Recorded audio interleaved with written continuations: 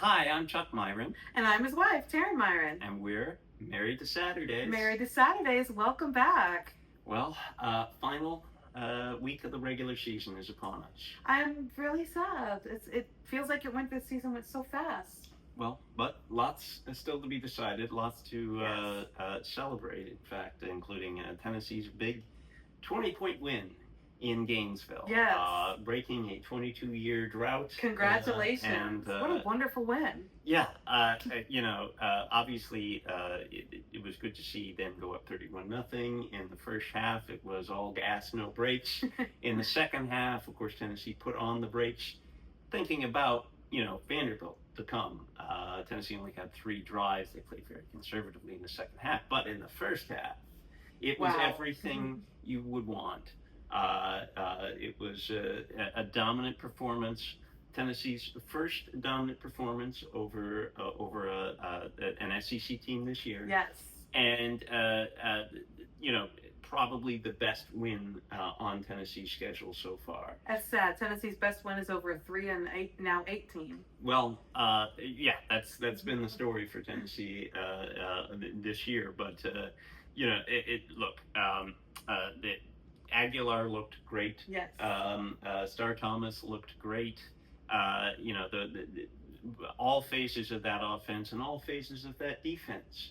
And this is exactly what you want to see, is a well-oiled machine going into now what becomes the most important game of the year for Tennessee. That's correct.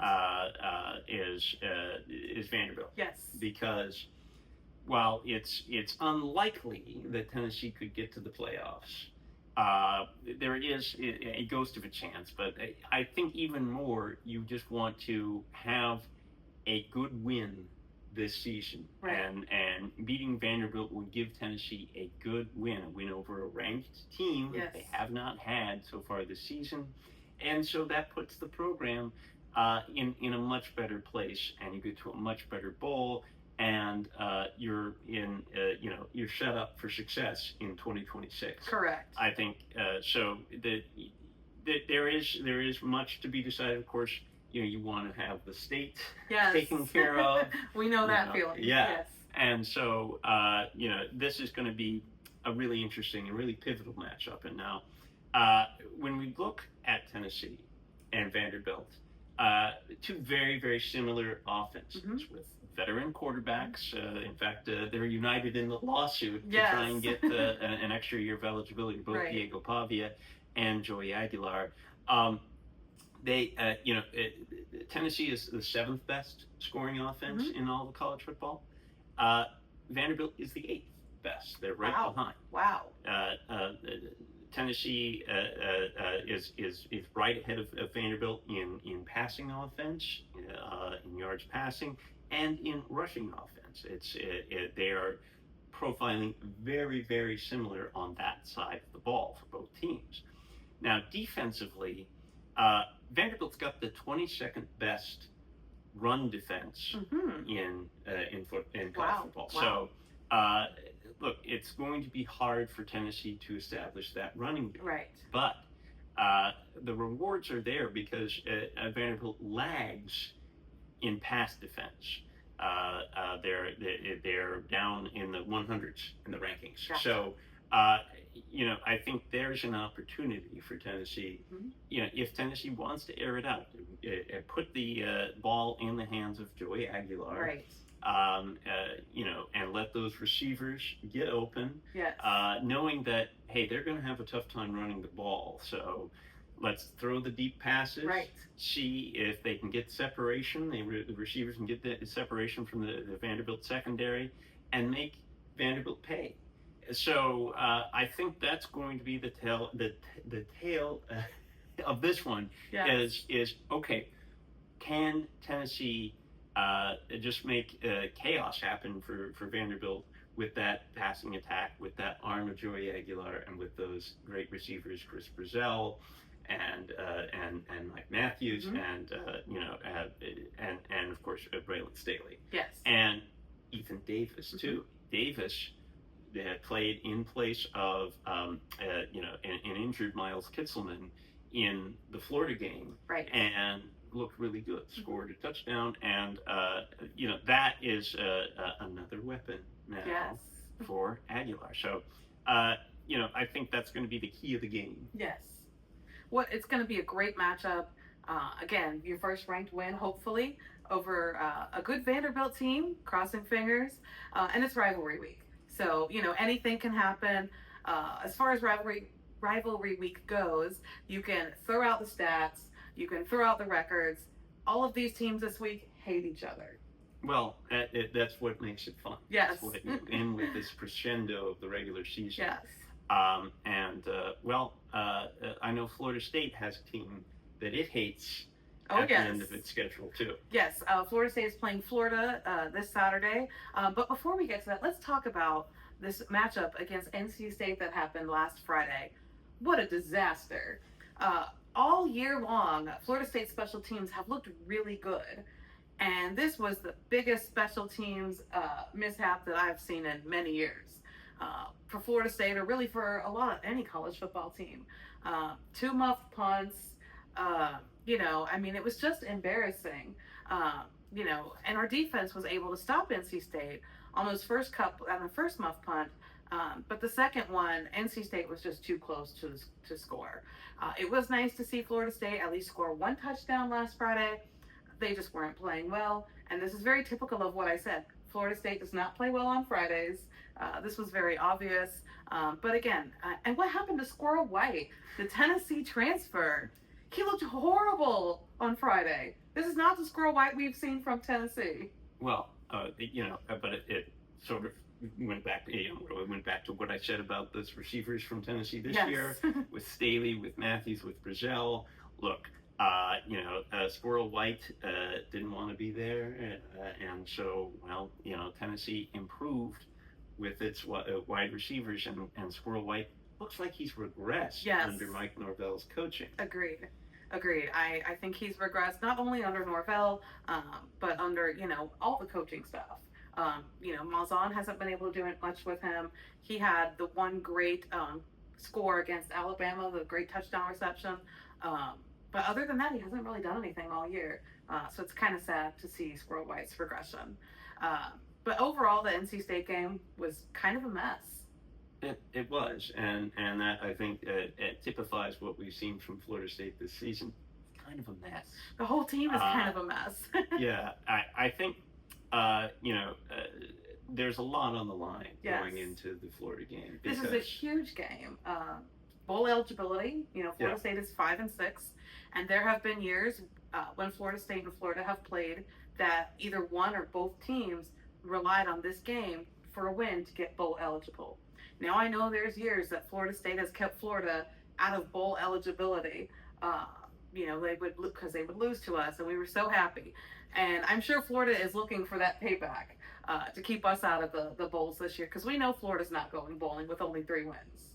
Well, so Florida just got knocked on the mat. Just pushed around by Tennessee. Mm-hmm. Can Florida get up off that mat? Is there anything left for them to play for? I mean, let's hope not. Like I said, I think Florida is really trying to play spoiler to Florida State's bowl hopes this year. And that's the motivation they have. Again, this is a rivalry game, just like Tennessee, Vanderbilt, Florida State and Florida. They both hate each other. But looking at Florida, DJ Lagway, he's another player that's regressed. He had such high hopes at the end of last season. He was doing well, and again, just overall has regressed. Well, I think in Lagway's case, you look at the injuries that it's certainly a part of it. Yeah, the infrastructure around him is simply not there, because the last couple of years, Florida has just really been decimated by injuries. Yes. Obviously, I think coaching is a factor there. Napier did not prove successful, but also the schedule. Florida's schedule the last 2 years has been brutal. This year, maybe even more brutal than last. And last year was an especially tough schedule. So, look, I think it's the accumulated pressures of those 3 factors that have gone into DJ Lagway's play. Mm-hmm. Now, he's got an opportunity to show. This will be Florida's last game, so this is their Super Bowl. Yeah. To show one more glimpse to see, okay, can you springboard then into a better season next year. Mm-hmm. What do you do? Where do you go? So I think there's something to play for in that regard for Lagway and really for the rest of the Gators. But I think Florida State has the most to play for here. Obviously, absolutely. With bowl eligibility. Yes. And I think to put a nice coda on the season, it certainly has gone downhill since that Alabama Yes. huge win. And I think the Florida State should be eager to prove that they are not just a one-game team. Yes. It wasn't just beat Alabama and then out. Right. That they've got a little bit more to them this season. Right.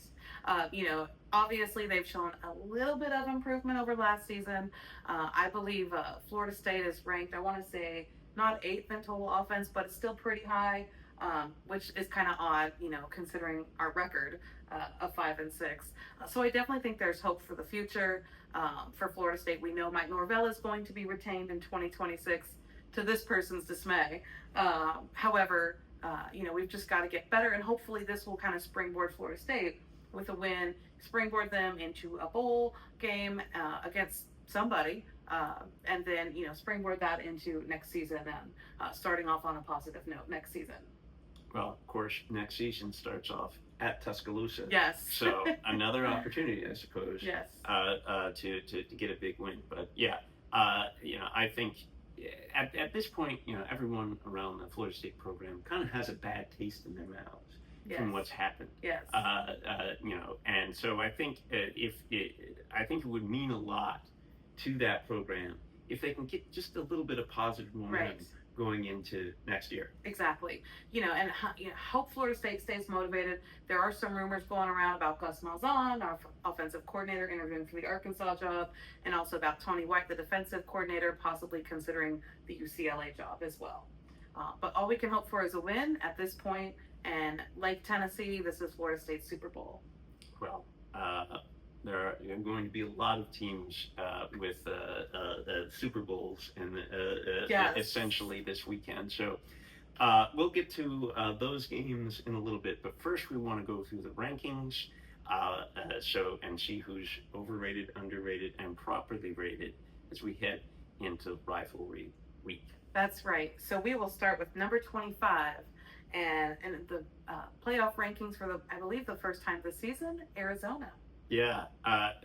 So this is an 8-3 team, and the best win, their best win is Cincinnati, lost to BYU. This is a team that I would call a compiler. So they have compiled wins throughout the season against the rest of the Big 12. Mm-hmm.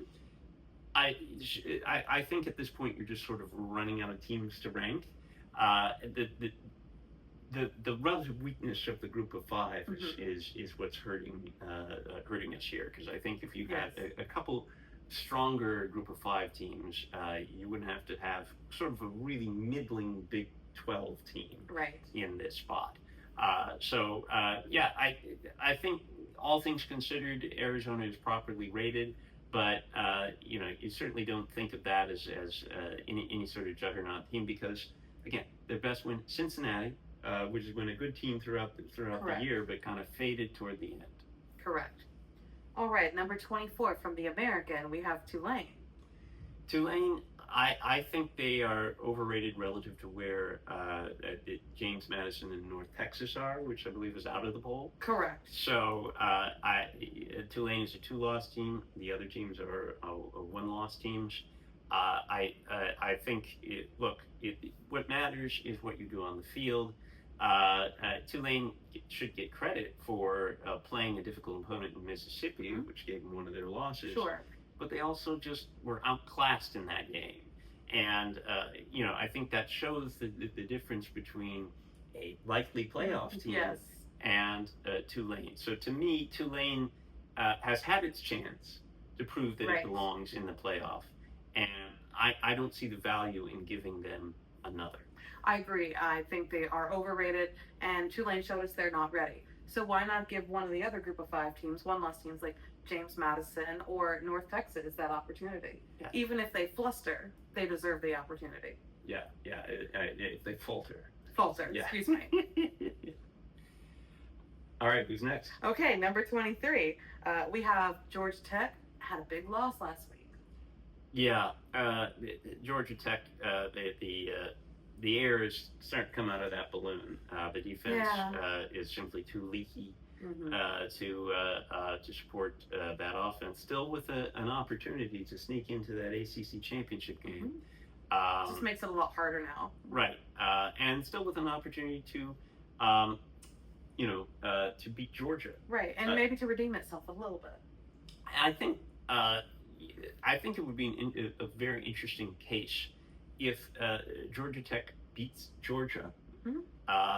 Then is that a playoff team? I guess only time will tell. Depends on how they play Georgia as well. Yeah, but let's say they have another 8 overtime game, and they win. And they win. Okay. This time. I think you'd have to give serious consideration to Georgia Tech as a playoff team because of that big win. Yes, I agree. I think one of the themes that we'll be talking about in the next few minutes is big wins versus bad losses. Right, exactly. Which do you value? And that's a great question. So with that, do you think Georgia Tech is overrated, underrated, or properly rated? I think they're properly rated right now. I would agree with you. Yeah. All right, at number 22, we have Pitt. Pitt is, they're right there. I think with Georgia Tech in that outside chance category for ACC championship game.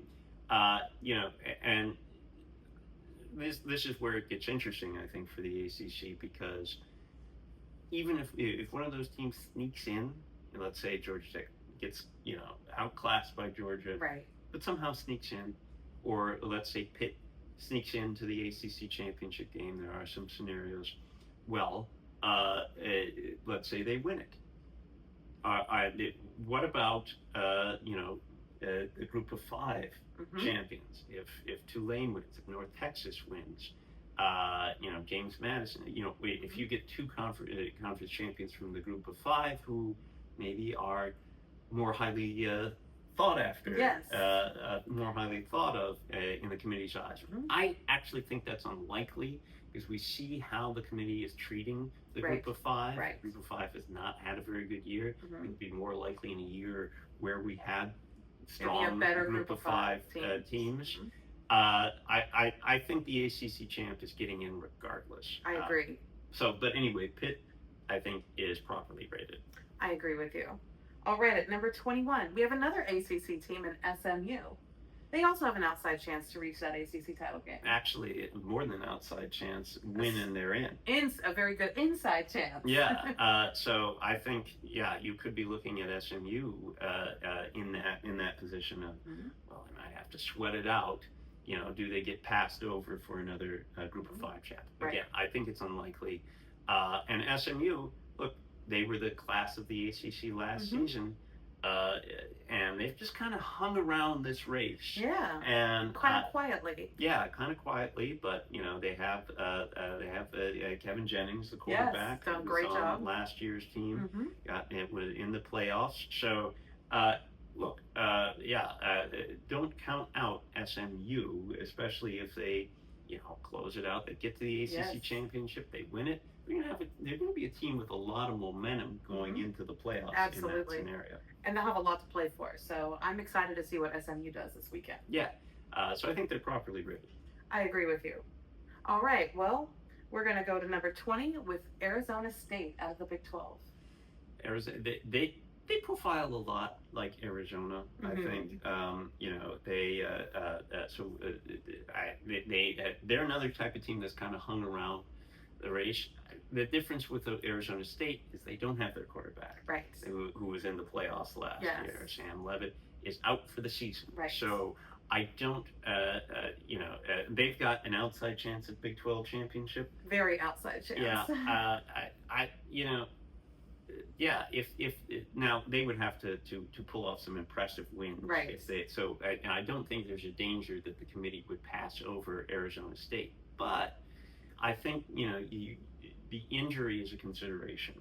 I think they're actually a little overrated because of that injury to Levitt.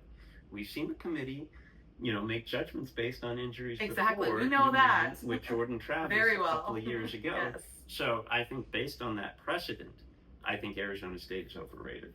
I'm going to disagree with you a little bit. I think they're properly rated. And of course, being a Florida State fan and having gone through that 2 years ago with Jordan Travis and his injury, I don't think it's fair that you should penalize the entire team and the rankings just because someone is injured. If Arizona State continues to play and continues to win without Sam Levitt, then they should absolutely be rated where they're at. Well, yeah, but then he would have to, I think you got to prove that a little bit, right? Now, I think it's interesting. So, you have Arizona State, Territorial Cup. Yes. Maybe, the thought crossed my mind, why not flip the two teams, and maybe they'll prove maybe Arizona will prove that that's the case, that they should be flipped. No, they would have to keep winning. Right. And if you keep winning, you start to prove that you don't really need that injured player. Yes, exactly. So, but that said, I think for now, Arizona State is overrated. Okay. I love when we disagree. All right. Let's go to number 19. And of course, it's Chuck's favorite team, Tennessee. Yeah, I think Tennessee is properly rated. I was a little surprised to see them not jump up a little bit more after the win against Florida, just given how impressive Tennessee was. But I think it's understandable. I actually thought Tennessee was a little overrated at 20 last week. So I think they're properly rated right now because, again, even as impressive as they were, that's still a 3-8 Florida team. Exactly. Now, not all 3-8 teams are created equal. Florida, given their schedule, is probably better than most. But I think, look, Tennessee still needs to have a win to hang their hats on, and they have that opportunity against Vanderbilt this Saturday. That's right. Okay, number 18 out of the ACC, we have Virginia. There they are. So Virginia is in a win and they're in situation for the ACC championship. I think, they are kind of a cut above the rest of that pack. Correct. In the rankings right now. So, in the ACC rankings, I should say. I think it makes sense to put them right there. They are properly rated.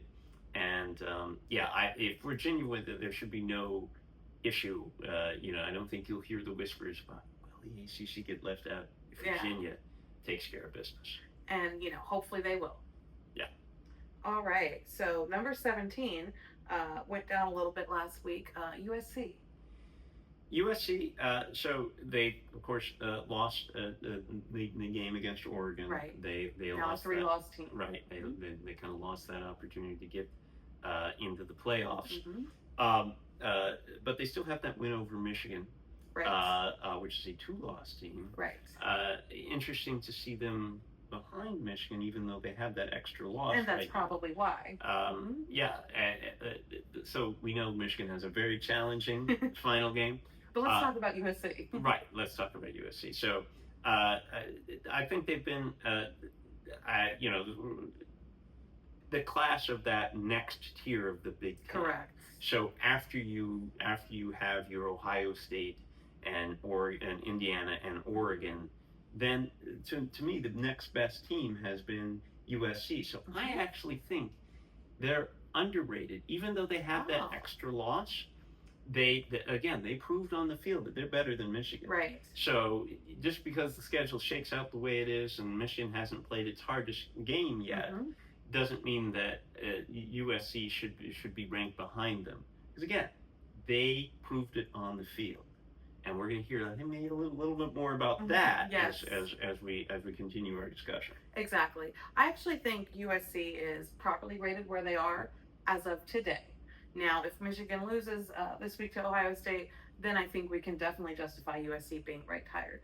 But the point is, Michigan has 2 losses, USC has 3. It's pretty simple to see why they ranked USC where they did. Okay, well, we'll see. Exactly. All right, at number 16 out of the SEC, we have Texas. Yeah. So Texas, really, an ambiguous season. Yes, inconsistency at its Right. finest. The big win over Oklahoma. But losing to Florida. To Florida. Of course, they had a quality loss, so to speak, against Ohio State. Yes. And I think they're properly rated where they are. I think if you compare them to the other three-loss team there in the SEC with Tennessee, I think there's that there's a little more quality there, even though you have the difference in the comparison points. Okay, Texas lost to Florida, Tennessee beat Florida, but Oklahoma, Texas beat Oklahoma, Tennessee lost to Oklahoma. Correct. Although I will say, so John McTeer wasn't there exactly when Texas played Oklahoma. So that could be giving them the edge. Yeah, but I think I still look at the body of work that Texas has. I do give them the edge against Tennessee, but again, we still have another week to go. We have Texas against Texas A&M. Huge game this weekend. And we have Tennessee against Vanderbilt. Let's see how the two teams play. Yes. And see how this plays out, just in case there's room for a three-loss SEC team in the playoffs. Doubtful, but we'll see. All right. So number 15, we've talked about this team a little bit. Michigan. Well, I think. Look, I think they're actually a little overrated. You don't think Michigan is the 15th best team in the country? I don't. I think that should be USC. I think they should be ranked behind USC just because of that head-to-head. Yes, I know that USC has an extra loss, but USC went and played Oregon. They played Notre Dame. Right. Michigan doesn't have that kind of game on its resume. Well, they played Oklahoma. They played Oklahoma, but they don't have two of them. Right. Right. So that's the thing. And so I think all things considered, again, we have that data point that said USC beat Michigan. And they have, it's not like USC has 4 or 5 losses and 1 extra loss. And, Michigan has got to go play Ohio State this week. So, look, I think Michigan's a little overrated, obviously with a big opportunity to prove me wrong. And I actually disagree with you on this one as well. And I was surprised since we talked about the disagreement with USC. I think they're properly rated for today. Okay. If Michigan wins, of course, it'll be a whole other ballgame. If they lose, then absolutely USC should be ranked ahead of Michigan. But as of today, because we can't control the schedule and the order that the teams play the games, as of today, Michigan is properly rated. All right. Well, we'll see. We will. All right, number 14. We've talked about this team a little bit too. A team you're playing this weekend, Vanderbilt. So, Vanderbilt has had, it's been an interesting season. A lot more expectations around the program than normal, and Diego Pavia has certainly kept his name in the headlines. And so is Clark Lee, even as a candidate for some of these open coaching jobs. Well, but what has Vanderbilt done? So the best win is probably Missouri, beating Missouri. I'm not sure. Maybe a bad LSU team? No, I'm not sure that's a good win this year. Yeah. They played, they played some teams tough. They were at least competitive against Alabama. Right. But I don't know that there's enough that says that. Again, they're underdogs against Tennessee. They got to go on the road, of course, and that plays a factor in that. But there's nothing that really distinguishes Vanderbilt and says, now that is a that should be a top 15 type team, a playoff type team. Yes. Now a win against Tennessee, that'll help. But I really wonder, is Vanderbilt in a position where they can get squeezed out, even though they are a 2-loss SEC team?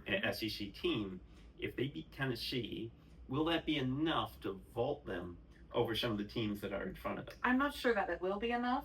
And also, you got to remember they might get squeezed out for the pure fact that you have to have the ACC champion and a Group of Five champion in there. So they may get squeezed out if they beat Tennessee for just that reason. Well, to be clear, you don't have to have the ACC champion. You just or have to have two other conference champions. Right.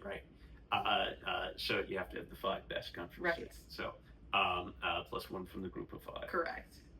Or it's 4 and 1, but you know what I mean. Yes.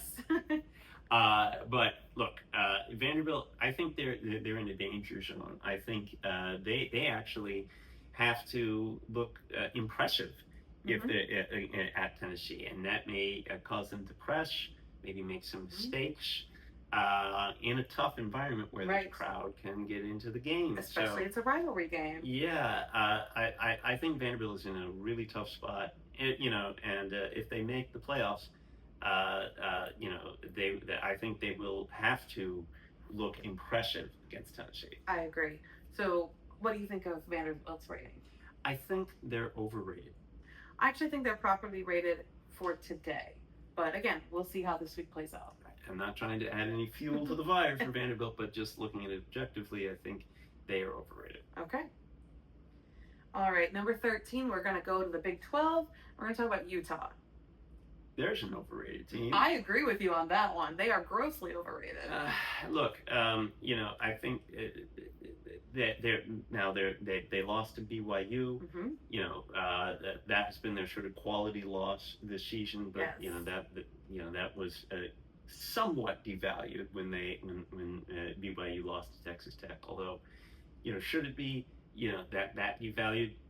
It's hard to say because we don't have a lot of data points outside of the Big 12. Right. We don't have, a marquee Big 12 team having played a game against a marquee Big 10 or SEC team. Or even an ACC. You're right. We don't have the sort of interconference clashes to look at and say, well, here's something, or even Notre Dame, right? Here's something that we can really hang our hats on from the data. So, Utah, to me, it just hasn't distinguished itself, and so, when we start to think about these 2 lost teams, I don't know that Utah ought to be, maybe they should be at the back of them. I think they should be more toward the back of them. I can't see ranking Utah ahead of both Vanderbilt and Michigan. Right. And then maybe throw USC. Well, that's a 3-loss team though, but yeah, I think Utah might be a little bit of an outlier there. Right. And both Vanderbilt and Michigan, of course, play tougher opponents. Right. And that's the thing is, who do you play?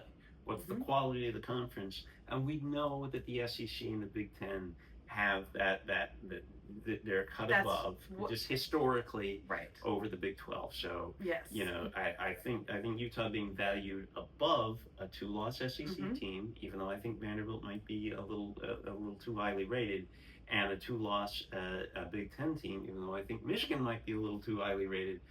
Yeah, I think you have 3 overrated teams. Right? Okay. With Utah being maybe the most overrated team. Yes. Let's talk about another 2-loss team and another conference in the ACC. We've got at number 12, Miami. Underrated. Okay. Why? Tell me why. Because they have something that we were just talking about Utah and the Big 12 lacks, and that's that comparison point with another team in the mix here. And that's that win over Notre Dame. That's huge.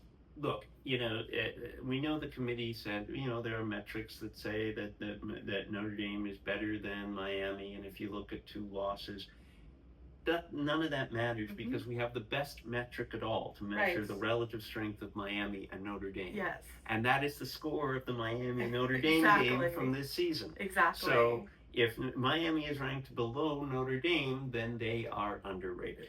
And we haven't heard Notre Dame's name called yet. So, of course, Miami is absolutely underrated. We definitely need to make that case. Miami should be higher than Notre Dame, that's for sure. Yeah. All right, at number 11, we have a 1-loss team in BYU. So, BYU is a 1-loss team hanging around with 2-loss teams. There are 2-loss teams ahead of BYU. There are 2-loss teams behind BYU, one of which is Utah, which Correct. BYU beat. We talked about Utah, an as an overrated team, and I'm I think this is interesting that they put Utah where they did, and they put BYU where they did, because they undervalued, I think, BYU a little bit. They said, hey, one thing is not like the other. A one-loss team from the Big 12 may be behind two-loss teams from these other conferences, from the Big 10, there's several, the SEC. Several two-loss teams we haven't heard their names called yet. Right. But then they said, look, a two-loss Utah team may be ahead of these teams from the other conference, for the Michigan and the Vanderbilt. So we'll go look for consistency here. What data metrics is the playoff committee using? Well, they're looking at how you play in the games. They're trying to say, okay, how are you winning? Yes. How are you losing? But I think what matters most is, again, scoreboard. Yeah. And it feels a bit, it does feel a little bit fishy to have BYU, and Utah kind of rated a little bit differently. Yeah. I do think, though, at the end of the day, BYU is a properly rated team, because we don't have that direct comparison point between the Big 12 and the other conferences. Correct. We know historically Big 10 and SEC are, that cut above. Well, they have the tougher competition within the conferences. Right, that cut above the rest of the leagues. So if you want to put BYU, kind of one-loss team, shoehorned in between these other two-loss teams, makes sense. But I think in this case, to sort of empathize with the committee, because they're lacking data points on the Big 12 in order to accurately rank these teams. Agreed. So maybe the Big 12 should think about playing some better non-conference games in the future. They will, because the other conferences now are requiring their teams to have that extra game outside of the conference games against the Power 4 team. Right. So I think you'll get some Big 12 teams in the mix. I think that would be a positive move for the Big 12. All right, let's get to that top 10. So at number 10, we have a two-loss team in Alabama. Look, Alabama has had a really interesting season. Oh, yes. With the loss to Florida State. A bad loss now. With the win against Georgia, at Georgia. And then the loss to Oklahoma. But quality wins. They beat Vanderbilt. They beat Tennessee. They beat Georgia. Right, exactly. So I think you look at everything put together. That to me is a properly rated team. Now, they are also behind Notre Dame. So let's look at what Notre Dame has done. Well, yes, and let's go ahead and we can talk about Notre Dame. They're number 9. Okay. And I think what hurts Alabama over Notre Dame is that loss to the bad Florida State team. That's, I think that's what helps Notre Dame and hurts Alabama. Do you value the wins, though? Because Notre Dame does not have a win like Georgia. Correct. I mean, Notre Dame's best win is USC, maybe? USC, yeah. They beat Pitt. Right. Pitt's a ranked handily, yes. But Vanderbilt has beaten Alabama has beaten Vanderbilt and Tennessee. And Vanderbilt and Tennessee, well, they're right there. They're ranked above Pitt, and they're right there in the range with USC. So I think it gets interesting when you compare these two teams, Alabama and Notre Dame. But ultimately, I think what the committee is doing is they are holding Alabama back because of that Florida State loss, because they feel like that Florida State loss is so bad that it outweighs the win against Georgia, which is better than anything Notre Dame has done. Exactly. And Alabama didn't just, barely lose to Florida State. It wasn't a last-second field goal or an overtime loss or anything like that. This was a 14-point loss to a bad Florida State team. Well, I think, though, what this tells you is that this committee is going to value a bad loss more than a great win. Exactly. At least in this scenario. Yeah, now we know they're not always consistent. Yes. I think that's the committee telegraphing how they're going to look at things. So between 9 and 10, Notre Dame and Alabama, what do you think of those rankings? Properly, under, over? Well, I think I would put I think I would flip them. I would have Notre Dame underneath because I think the value of a great win shows you the kind of team that you are. I think ultimately that's what you can do in the playoffs when you're going to be playing great teams. You're going to have great wins. Can you get great wins? You're going to have to do it in the playoffs. Exactly. You're certainly not playing any cupcake teams in the playoffs unless maybe you're playing the group of 5. Right. All right. Sorry, Tulane. I know your Tulane fans don't like that. Just called you a cupcake team. All right. So let's go to number 8. Another 2-loss team in Oklahoma. Oklahoma properly rated because they beat Alabama, so they are a cut above Alabama. I would have Oklahoma just right that next spot above Alabama because of that data point. But yeah, they're properly rated right there. I agree with you. And they're the best 2-loss team. They are. You're right. So if they're the best 2-loss team, and they beat the next best 2-loss team, to me in my mind that's the next best 2-loss team. Right. But I think that tells you, hey, Oklahoma. That's not a bad loss. No, for Alabama. Absolutely not. So it's that bad loss to Florida State now, who may or may not get bowl eligible. So that really hurts Alabama. I think it does. All right, so number 7, there's a little change here in the rankings. Mississippi Ole Miss. Yeah, so I think this is a result of the Oregon win over USC. Nothing they did wrong or anything. Well, Mississippi. Right. So Mississippi is at the back of the the highly rated 1-loss teams that are above those the 2-loss fray. Mississippi isn't going to have a great opportunity to leapfrog Oregon now. Correct. Because Mississippi State has struggled in the SEC this year. So even though it's a rivalry game, I don't expect Mississippi to leapfrog this week. Now, Mississippi actually has a shot, an outside chance to get to the SEC championship game, and that could change things in this dynamic between them and Oregon. Oregon's got an outside shot at Big Ten championship too, so we'll see how that shakes out. But this week, I don't see that changing. I think Mississippi's going to stay where they are, assuming they take care of business. So we'll go ahead and talk about number 6 as well, because number 6 is Oregon. So do you think Oregon and Mississippi are both properly rated, underrated, overrated? Do you agree with these rankings? Well, look, you also have to talk about Georgia in this here too, because look, Oregon went out and got a good win this past week against USC, which they hadn't had before. Correct. And I think Oregon, said something with that win. Obviously, they leapfrogged Mississippi. But look, Georgia is sitting right there with that win over Mississippi. Yes. And the losses to Alabama. Yeah. So and Oregon's losses to Indiana. Right.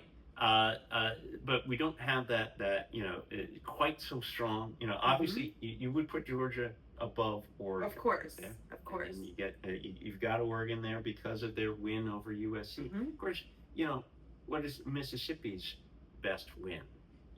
I don't know that they have one that looks quite as good as that win that for Oregon had against USC, who I think is an underrated team. Absolutely. So I think they're properly rated 5, 6, 7. That makes sense to me. You mean Oregon 6, Mississippi 7? Well, Georgia 5, Oregon 6, Mississippi 7. Well, let's talk about 5, because 5 is not Georgia. 5 is actually Texas Tech. Okay, 5 is Texas Tech. So let's throw them into the mix. All right. And Georgia is 4, by the way, so we could talk about all 4 of these teams. All right. Well, this is surprising to me because I thought, look, Georgia should be right there at 5. Yeah. Why is Texas Tech an unbeaten team sitting behind a 1-loss team? When again, it's a little bit different when we think about one loss versus unbeaten, because Texas Tech has a loss. So these are all one-loss teams. Okay, so all one-loss teams. Yes. So Texas Tech, I think, well, I would put them actually at 7. I would put them at the bottom of that group of 4. Because of Big 12 versus. Correct. Okay, the competition just isn't there. Yeah, I agree with that. But to me, I think, look, Texas Tech. Now, I don't think they have a loss. They have one loss. They have one loss. Yes. To who? Who'd they lose to? I don't remember. I don't think they have a loss. No, they do. They're 10-1. They're 10-1. Who'd Texas Tech lose to? I'm not sure. Let's find out. Yeah. Well, we're discussing this.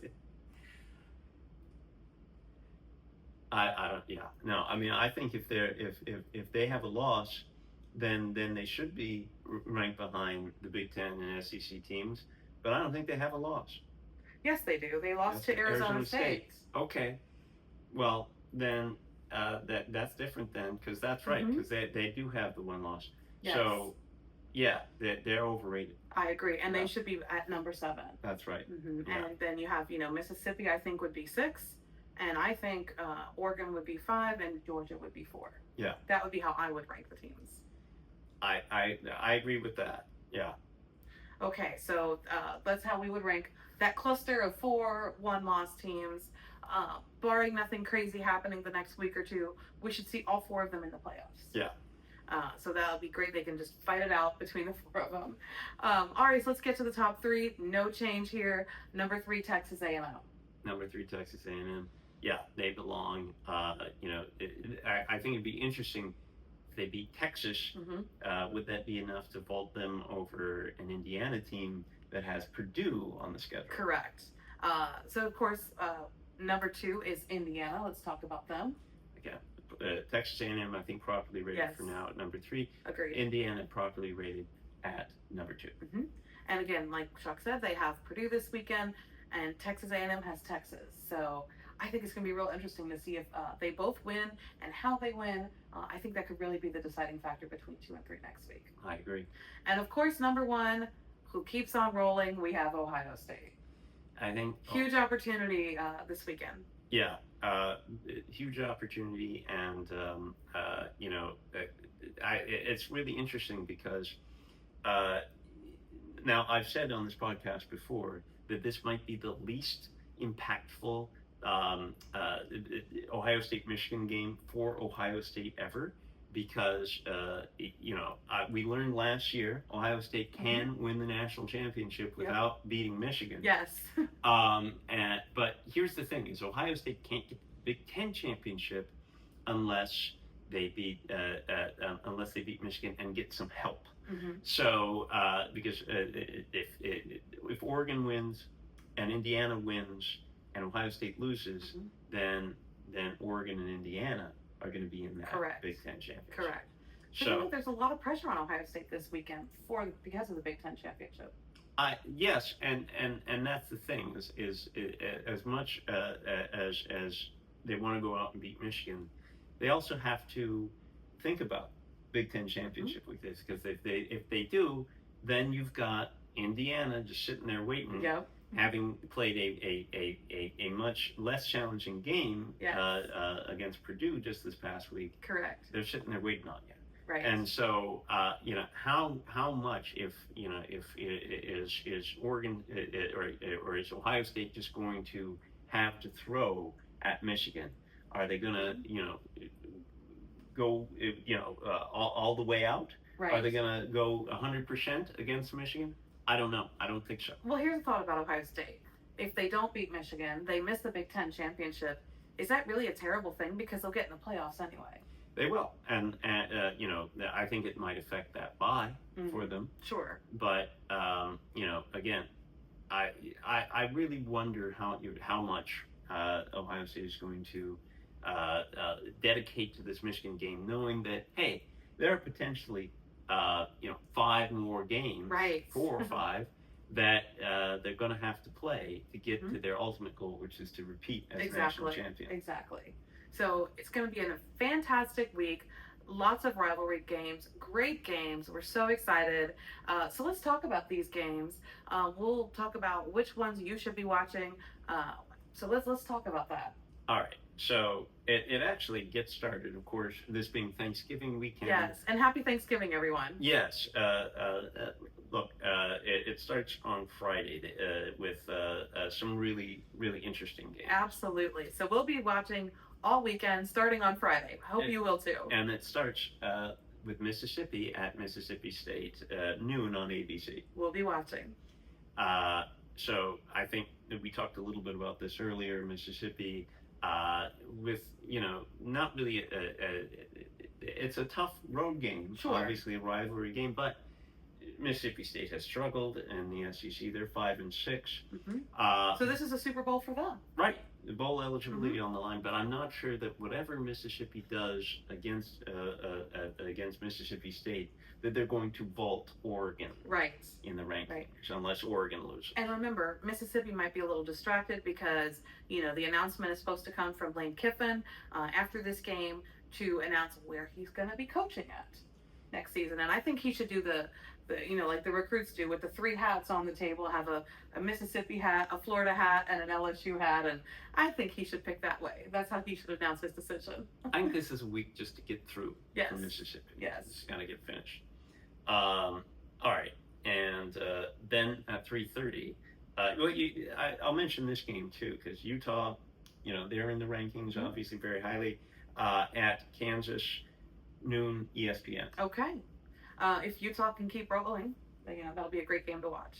Yeah, I still think at the end of the day that's an overrated Utah team, but a chance to go on the road, get a road conference win, which could at least be one iota. I don't know how much more you get going on the road to Kansas. Kansas, yes. Yeah, and that kind of it kind of speaks to a little bit of why doesn't the Big 12 have rivalry week at the end of the season? Why isn't this the Utah BYU game? It should be a much more intriguing game. Exactly. Utah at Kansas. All right, at 3:30, Georgia with Georgia with a huge test at Georgia Tech. Huge. 3:30 ABC. Huge test. This means a lot for both teams. I definitely think if Georgia loses, their playoff implications could really be hurt here. Well, but their 2 losses then would be to Alabama and a Georgia Tech team that it would at least be on the fringe of the playoff discussion. Right. So and Georgia would have that win over Mississippi, and to hang their hats on. So I don't think Georgia is in any danger of missing the playoffs. I don't. I think this game means more for Georgia Tech because of what it could mean for them, to have that marquee win. It's an important game for both teams. Of course, that's a Georgia Tech team with a bad taste in its mouth from last year, losing in 8 overtime. Yes. That one on ABC. We're going to be watching that one. Great game, I think. At night, 7:30 on NBC, Indiana at Purdue. Indiana, I think, with the chance to take care of business. And finish their regular season undefeated. What a great, mark for Indiana this season. Best Indiana team ever, obviously. Yes. But certainly, wouldn't Purdue love to mess that up? Oh, I'm sure they would. Tight rivalry. I mean, now it's a 2-9 Purdue team. You don't look for that. And Purdue's not going to the Vols. Yeah, but you don't ever expect Kurt Signetti to take the foot off the pedal. Right. Just don't see that. 7:30, so that's on NBC. On ABC at the same time, you have Texas A&M at Texas. Huge game. We've talked a little bit about this one. I think this is everything for both teams, especially for Texas A&M. If Texas A&M wins this game, they're going to the SEC championship. And look, if Texas wins this game, are they going to the playoffs as a three-loss SEC team, but with a really impressive win in their last game? Right. So I don't know. This will be really interesting. It's going to be also a great game. We're going to be watching as well. So then later, 9 o'clock, Fox, 2 ranked teams, Arizona at Arizona State in the Territorial Cup. Hey, there's a rivalry in the Big 12. There we go. You're right. Yeah. But in the back of the Big 12, right? A little bit, not your biggest kind of marquee game, and neither Arizona nor Arizona State, unless I think Arizona State has an opportunity to play its way back into the Big 12 championship, if they can get it done, well, maybe they get into the playoffs. Maybe. Could be. You never but know. A lot of things would have to happen. Well, somebody will be out of the rankings. Whoever loses that game, I'm sure will be at least out of the rankings. Yeah. So that's at stake. All right. So then we look to Saturday, of course, noon. Fox, Ohio State at Michigan. The big one, game day is going to be there. We've talked a ton about this game. So, I look to see what Julian Sayan's going to do against Michigan's defense, and Wink Martindale and the defensive coordinator. It's going to be a great matchup. No, I think that you've also got, Bryce Underwood, yes. A couple of freshman quarterbacks yes. here. And Bryce Underwood can air it out. We've seen that. So I think, look, really intriguing game for both teams. Yes. Because Michigan, it's kind of little, they've got 2 losses as opposed to Texas is 3. So I think Michigan, if they win this game, they could actually be in that Big Ten championship. Still an off chance. Yeah, there's an off chance. So I don't think it's necessarily win and you're in, but that would really be a huge boost to their chances. Sure. Lots and if Michigan wins and they don't get in the Big Ten championship, I still think they're definitely a playoff team. Well, or at least a candidate. I think it would make a really interesting discussion about those 2 lost teams right. at that point. Right. I mean, Michigan would have the best win of all over Ohio State. Unless you say that. I think with the 2 loss pack, Although Oklahoma would then have a win over Michigan. Don't forget about that. Right. Don't forget about that. So lots to debate. So noon, ESPN. Texas Tech at West Virginia.